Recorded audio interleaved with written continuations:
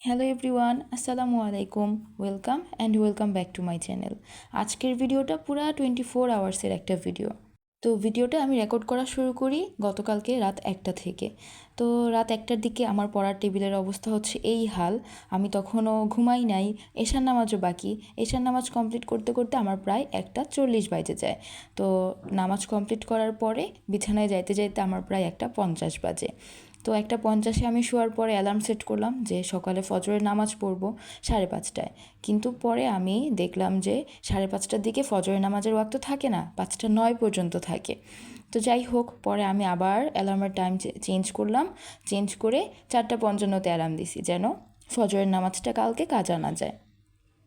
ততক্ষণে প্রায় 2টা বাজতে যাচ্ছে। তো তারপরে অ্যালার্ম সেট করলাম, দেখলাম যে মাত্র 2 ঘন্টা 55 মিনিট, অর্থাৎ মাত্র 3 ঘন্টার একটা ঘুম হবে। আর আমার যে প্রাইভেটটা ছিল সেটাও আমি ক্যান্সেল করে দিই, যে পরশু দিন পড়াবো।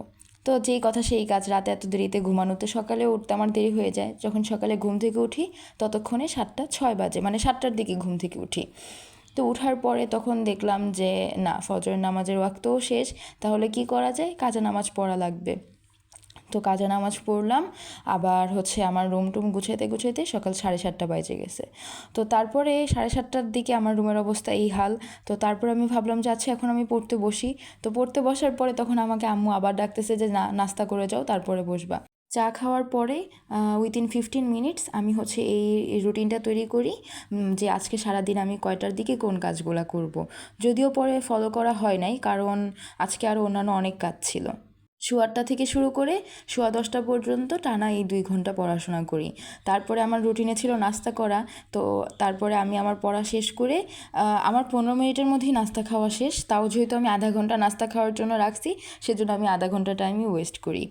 এই যে আজকে নাস্তাতে আম্মু আমাকে আলু ভাজি দিছিল আর ডিম দিছিল। আর তোমরা জানোই আমি আলু ভাজি খাইতে অনেক বেশি পছন্দ করি।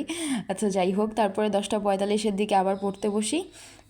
তো নাস্তা খাওয়ার পরে না আসলে অনেক ঘুম ঘুম লাগে।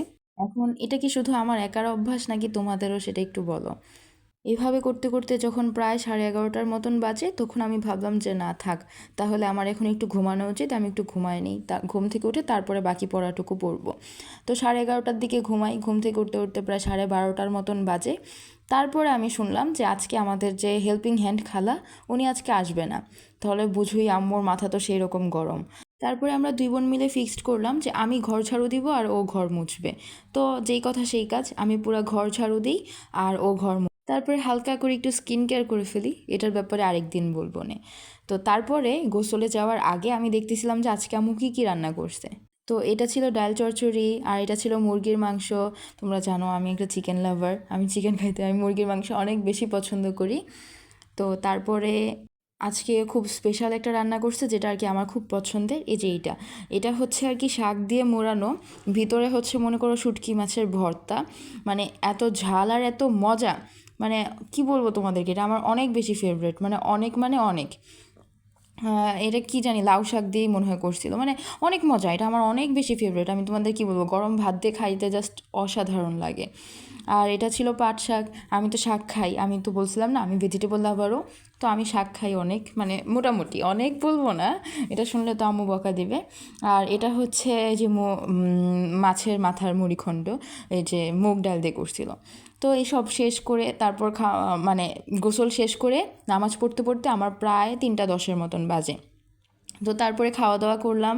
এরপরে হচ্ছে যখন আসরের নামাজ পড়তেছি তখন 4টা 45-এর মতন বাজে। তো দুপুরবেলা খাওয়ার সময় আম্মু বলতেছিল যে চলো ঈদ চলে আসতেছে, তোমাদেরকে কিছু কেনাকাটা করে দিই।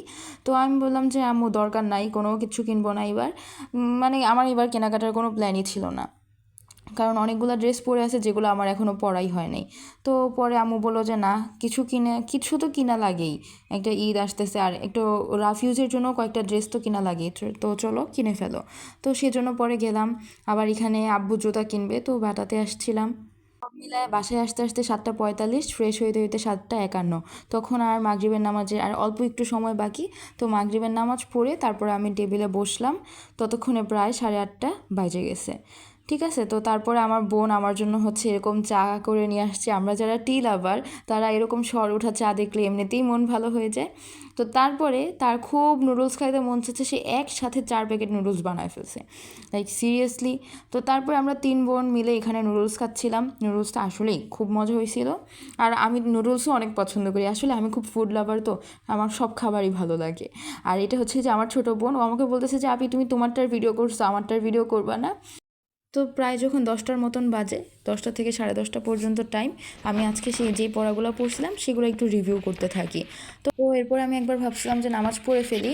তো তারপরে এইভাবে করতে করতে প্রায় 1:30টার মতন বাজে যায়, আমার আজকেও নামাজ পড়তে লেট হয়ে যায়। আর তারপরে শুইতে শুইতে 2টা।